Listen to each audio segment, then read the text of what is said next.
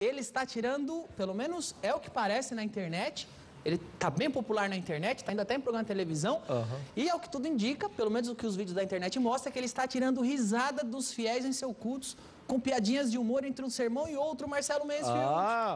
Pastor Cláudio Duarte.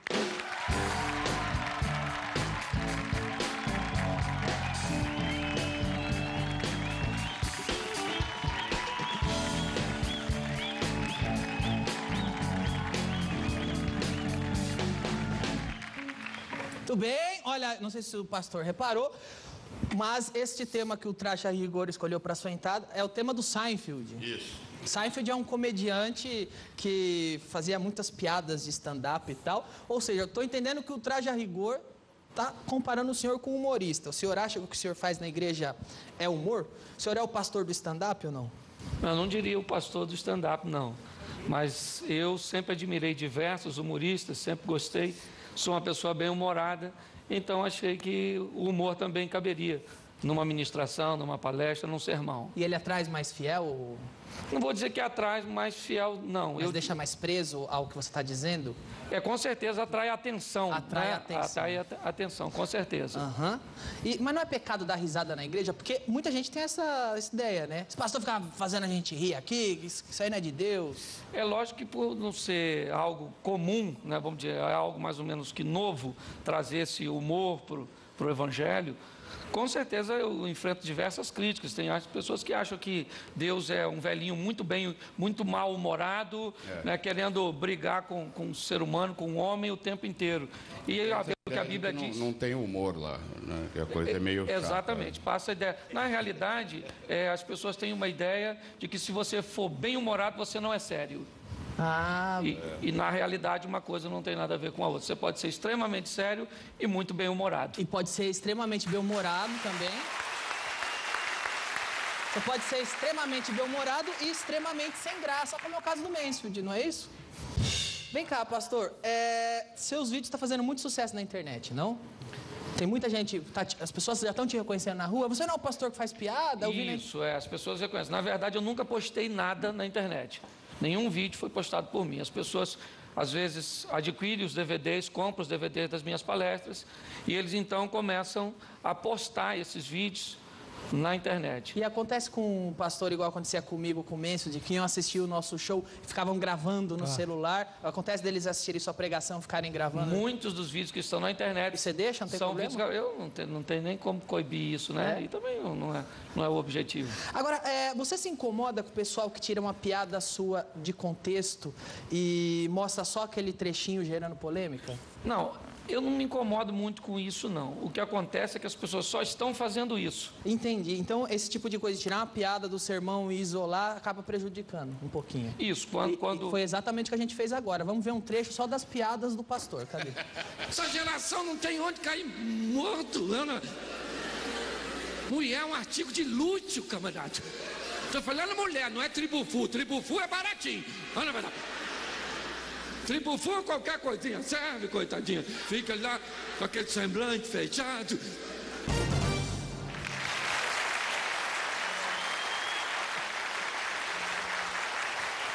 Eu acredito que isso chama um pouco a atenção, porque a Bíblia não é um livro muito engraçado. Quer dizer, no começo, até que tudo começa bem, mas no final, parece que tem um apocalipse acontecendo. Então, você acha que Deus tem humor? Eu vejo um Deus muito bem-humorado. Quando eu me deparo com a Bíblia, em diversos, até porque o fundamento das minhas mensagens sempre vem na Bíblia. O princípio é bíblico. Às vezes o humor ele só vem para agregar algum valor, para, às vezes, atrair um pouco mais a atenção. Mas se você olhar para o Jardim do Éden e observar no início, né? Deus, onipresente, onisciente, onipotente, chega no Éden e diz: Adão, onde você está? Ele só pode estar brincando. Na verdade. Porque se ele não é onipotente, onipresente, onisciente, como é que ele está perguntando? Onde você está? É ou não é? Então, se você pegar diversos textos bíblicos, por exemplo, Jesus, ele está no Getsemane, aguarda do templo, vem prendê-lo, todo mundo naquela adrenalina, os discípulos com medo, e quando os guardas chegam, Jesus se aproxima dos guardas e diz: posso ajudar? Vocês estão procurando alguém? Então, se isso não é senso de humor, ele chega diante de um tanque onde está diversas pessoas doentes, ali tem um paralítico, ele se aproxima do paralítico e diz, você quer ficar são? Isso é uma pergunta, se você analisar, não, o que eu vim fazer aqui todo dia? Não, eu vim aqui de bobeira, só ver os outros ficar curados e eu vou para casa todo dia doente. Perfeito. Né? Aliás, é que tem uma coisa, uma piadinha que Jesus fez que só pegou bem porque ele era Jesus. Chegar para um aleijado e falar, levanta e anda. Mas se o cara não levanta e anda, ele tá ferrado. Ele fala, isso é coisa que se fale para um cara desse e tal. Ele chama um cego, por exemplo, que chamava por ele desesperadamente, e quando o cego chega à presença dele, depois de inúmeros obstáculos vencidos, ele diz, o que você deseja que eu faça por você? O cego diria o quê? Eu queria um cão-guia, uma bengala magnética, sei lá, alguma coisa desse tipo, entendeu? Então, com certeza, eu vejo muito bom humor em Deus, em Jesus. Eu tenho essa visão bem-humorada. Se as pessoas vão concordar com isso ou não, tem uma frase de Chaplin que eu gosto muito. Se você tivesse acreditado nas minhas brincadeiras de dizer verdades, vocês teriam ouvido verdades que eu tenho em dizer brincando. Muitas vezes eu falo como um palhaço, mas nunca desacreditei na seriedade das pessoas que ouvem. Então, esse é meu posicionamento. Você, o pastor recorreu ao humor para atrair atenção ou já era meio comedião mesmo antes? Não, eu tive uma infância muito dolorosa, muito difícil, então me tornei muito introspectivo. Assim que eu me converti, eu comecei a trabalhar com jovens e uma maneira de atrair a atenção da juventude foi colocar o humor. Eu achei que o humor era um grande atrativo e as coisas foram dando certo. Foram acontecendo, não foi nada programado, não. Legal, geralmente é mais engraçado quem não tenta ser engraçadão, né, Marcelo? Quem leva mais a sério o negócio. Vem cá, qual é a sua denominação? Eu sou da Igreja Batista Brasileira. Você converteu quando? Eu me converti em 92. Por quê? Porque passei algumas dificuldades e acabei tendo um encontro com Deus ali, tive uma experiência com Deus, e aí as coisas foram... Deus foi mudando a minha vida, a minha história, me trouxe até aqui. Aí, tá vendo? Aí você acha que Deus escreve certo por linhas tortas, né? Tem coisas que Deus faz, você não entende. Não, agora é tarde, Deus. Vai saber que um dia se vem pro bem, né? Há 22 anos atrás eu chegava em São Paulo para trabalhar de pedreiro. 22 anos depois eu venho a São Paulo, né?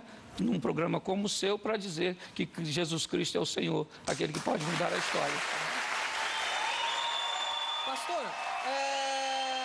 os vídeos da internet, eles sempre estão relacionados a marido e mulher, até mesmo a sexo, a vida sexual do casal. É o seu tema onde você é especialista? Não, na verdade, como eu te disse, eu comecei trabalhando com jovem e aconteceu de precisar ministrar uma palestra num evento para casais e não tinha ninguém, me colocaram. E aí a palestra ficou atraente, porque eu comecei a trabalhar com humor e eu busquei voltar para o relacionamento conjugal. As pessoas me chamam de pastor de família, mas na verdade eu gosto desse relacionamento conjugal, essa dinâmica de viver a dois, cabeça de homem, cabeça de mulher, como funciona. Eu sou extremamente contra divórcio, meu pai casou diversas vezes. Mas você conseguiu? Você entende como funciona a cabeça da mulher? Olha, eu tenho estudado aí durante 18 anos. Já chegou a alguma conclusão? Ainda não. Não? Não. Ainda não? Você consegue tatear no escuro e dar alguma dica? Quando, por exemplo, a mente feminina, ela é muito profunda. O homem é muito superficial. Né? Você chega, por exemplo, um homem chega em casa e os filhos bagunçaram os brinquedos na sala, ele diz, junta tudo, coloca na caixa. Agora, coloca agora, a criança vai resmungando e coloca. Se é uma mulher, ela chega e diz, você quer acabar comigo? O seu pai não pode pagar uma empregada, olha como é que eu estou destruído, vocês acabaram comigo. E o filho fica olhando sem pensar assim, do que se trata, não sei do que ela está falando. Ela fala durante 20 minutos e ela vai falando, gritando, e no final ela junta os brinquedos e guarda. É verdade. Então, eu costumo brincar, Danilo, que cabeça de homem é como uma área compartimentada. O homem trata de um assunto por vez. É muito comum no diálogo com a mulher, o homem dizer para ela, nós não estávamos falando disso. Porque o homem é assim, se ele vai falar de dinheiro, ele abre a caixa do dinheiro e fala de dinheiro. Exato.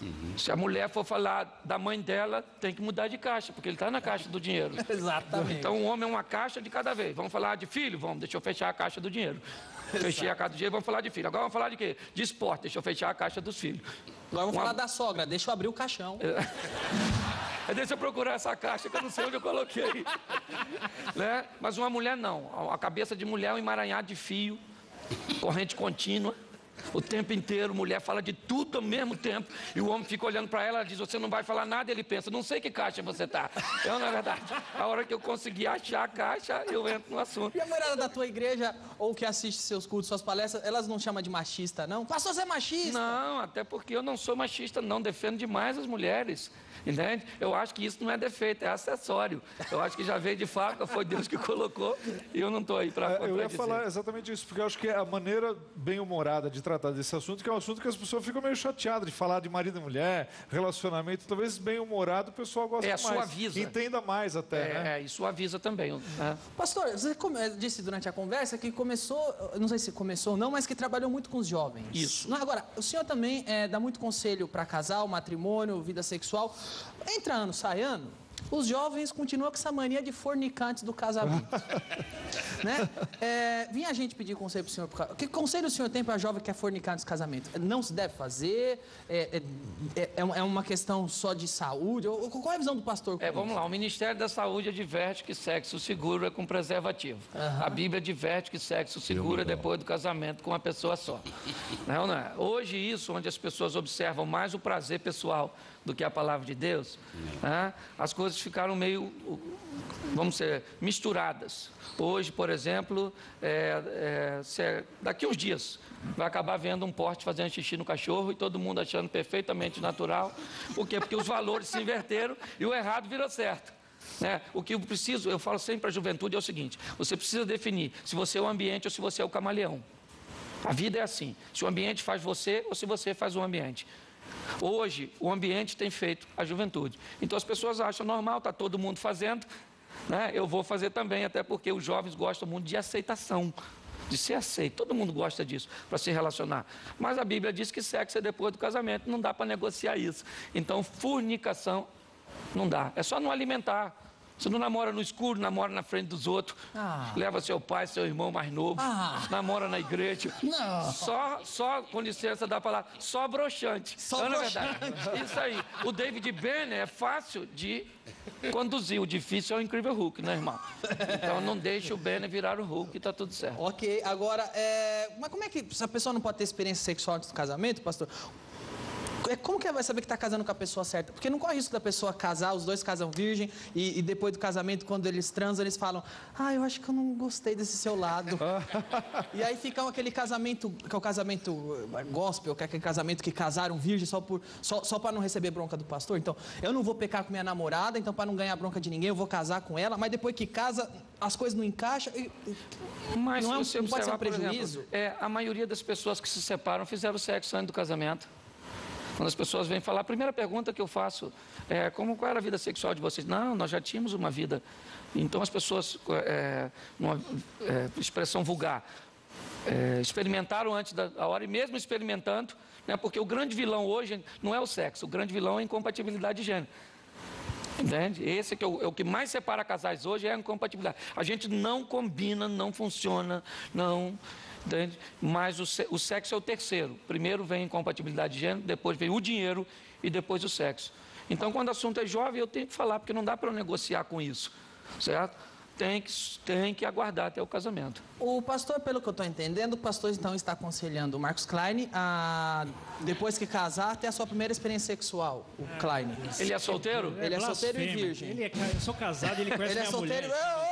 Respeita aqui, tá tendo uma falar quem é entrevista sua lá. Corta o aí, microfone dele, Vou pelo falar amor de quem é Deus. sua Corta o namorada microfone aí no dele. Pastor, eu sei que os jovens querem fornicar de casamento, mas eu tô vendo até que o senhor tá com o livro, a gente fala dele já. Eles querem fornicar de casamento, mas o que a Bíblia, quem segue a Bíblia vai tentar fazer é não fazer isso, certo. Não é? E talvez por isso eles achem um ou outro atalho para conseguir uma coisa parecida com sexo, que talvez não seja bem sexo, e é isso que eu vou perguntar para o senhor agora através do nosso joguinho Peca ou Não Peca? Peca ou não peca? Vamos lá, pastor. Eu quero saber se peca ou não peca. Primeira dúvida, a pessoa que antes do casamento canta no karaokê. Ela peca ou não peca? Peca. Peca. Peca. Não pode cantar com o microfone. Não pode. Não pode cantar. Peca. Depois de casado? Eu prefiro não responder. Tá ok. Quem joga um dadinho, peca ou não peca? Antes do casamento? Antes do casamento. Peca. Peca. Peca. Não pode nem jogar um dadinho antes do casamento. Depende de onde caiu o número, é perigoso demais, então é melhor não brincar com dado. A que distância se deve ficar do abismo? Quanto mais longe, melhor. Quem faz 3-0, peca ou não peca? Peca. Peca, eu até já falei isso, porque ninguém é capaz de fazer isso pensando num pé de couve. É ou não é verdade? Ok. Ou você tem que imaginar alguém para pensar. Ok. Eu não sei como falar isso, pastor. Pode ficar à vontade que eu respondo. Transar na bunda, peca ou não peca?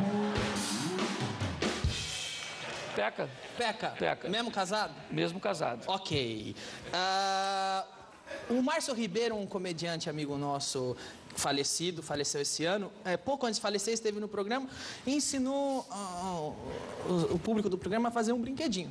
Eu vou mostrar o brinquedinho que ele ensinou a fazer e depois você me diz se quem usar o brinquedinho peca ou não pega. Vamos lá? Peca ou não peca? Nós vamos fazer uma experiência agora para pessoas grandinhas. Você pega uma lata de cerveja, você põe Uma esponja. uma esponja. Que legal. Isso aqui vai ficar assim. Com a boca melhor, né? Que é isso, tio Márcio? Qual é o nome? Vamos lá, o nosso amigo Márcio Ribeiro ensinou a fazer aquele brinquedinho. Pastor Cláudio, brincar com aquilo, peca ou não peca? Com certeza peca. Peca também. Mas não é um ser humano, é uma lata, mesmo assim? O problema é o seguinte, é a mente da pessoa. Hoje, por exemplo, essa sensualidade está bombardeando todo mundo. Então está tudo precoce demais. Hoje fica grávida uma adolescente por minuto no Brasil. Grande parte delas, né, são mães solteiras, até porque adolescentes, o garoto que engravidou não tem condições de manter. Então, olha para onde a sociedade está caminhando. Então, o que a gente busca é trazer um equilíbrio sexual. Hoje vai vender sapato para uma mulher pelada, perfume para uma mulher pelada. Você abre uma revista, uma mulher pelada. Você vai ler a Bíblia online, de repente aparece lá a foto de uma mulher pelada. Ainda escrito, clique aqui. Não é verdade? Não é? Eu imagino uma pessoa casada que sai na rua, outdoor, mulher pelada, não? Pega o ônibus, cartaz de mulher pelada, né? Tá no ponto de ônibus, cartaz de mulher, chega em casa, fala agora pra mulher e fala, amor, vou dar um rolê na rua de novo. Você me falou que tem homem fruta, mulher fruta, é homem banana e mulher abacaxi? Foi uma mensagem que eu fiz sobre homem banana, mulher abacaxi. O que seria isso? Foi uma passagem bíblica que eu peguei um homem banana, um homem que a mulher mandava nele, um homem está igual o mico leão dourado, para ver só em cativeiro. É uma espécie em extinção, daqui um dia vamos chegar aí no museu alguém vai falar aquilo ali é um tiranossauro rex e logo depois vai ter um homem em pé porque está difícil de ver homem, não é? Então eu fiz uma analogia dos homens bananas, que não tomam decisões, que não tomam atitude, que deixaram as coisas se inverterem, e mulheres difíceis de descascar, mulheres ruins. A Bíblia diz que tem ocasião que é melhor você morar no deserto do que com determinadas mulheres. Foi uma brincadeira, uma analogia que eu fiz, né, dessas duas frutas com comportamento feminino e masculino. O senhor disse no início da entrevista que acha que a mulher pensa assim porque foi Deus que fez e tal, e que é um acessório.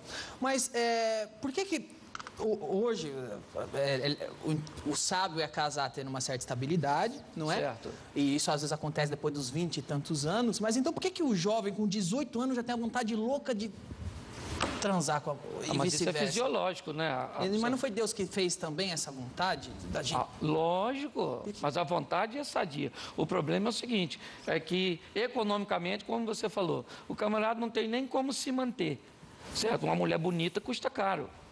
Uma mulher legal, você precisa. Se você vai casar, o relacionamento a 2 já é difícil. Imagine a 10. Você vai casar para morar na casa dos outros. Pensa, vai fazer sexo como? Sai do banheiro igual um bandido.